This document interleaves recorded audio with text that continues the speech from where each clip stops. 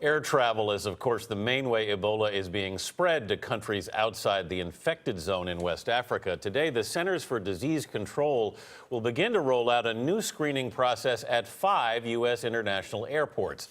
Ben Mutzabaugh is an editor at USA Today and writes the Today in the Sky aviation blog. Ben, good morning. Good morning. First of all, why specifically just these 5 airports? Right, it's a good question. The reason that they have selected these 5 airports is because these are the 5 that handle about 95% of all passengers coming to the United States from the infected zone. So they're all connecting somewhere else, mostly in Europe, but we know that this is where those people tend to enter the United States, almost all of them. You just mentioned that they're all connecting. So if there are no direct flights from these 3 hardest hit countries into the United States, are they tracking all of the patients that are leaving and figuring out where that connection is being made?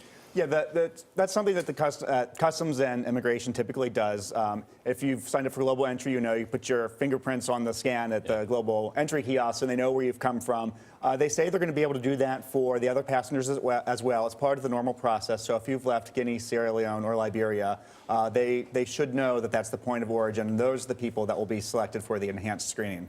Tell us, Ben, what's the TSA going to do? What's the process going to be for these people, and how much disruption should other travelers expect? Right, so these will be arrivals, so this should be a Customs and Border Patrol issue and immigration. So I think unless you're traveling from one of those 3 countries in the infected zone, you probably won't see anything at all. If you have left from one of those 3 countries, you should be prepared to be pulled aside when you're arriving for customs at one of those 5 airports. And what they tell us is you're going to be pulled aside for the non-touch temperature screening, and depending on how you answer the questionnaire and some of the other questions, there may be some follow-up. I want to talk to you about what happened on Wednesday at LaGuardia Airport here in New York. Workers who were cleaning a Delta plane walked off the job because of Ebola-related concerns. I mean, do you think that there's some fear that should be on the part of those who are working these airlines?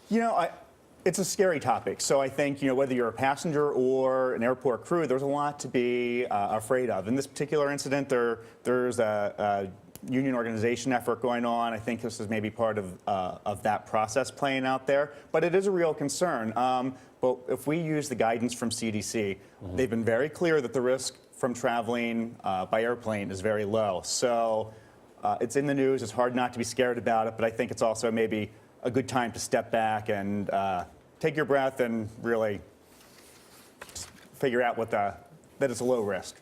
Ben, thank you so much.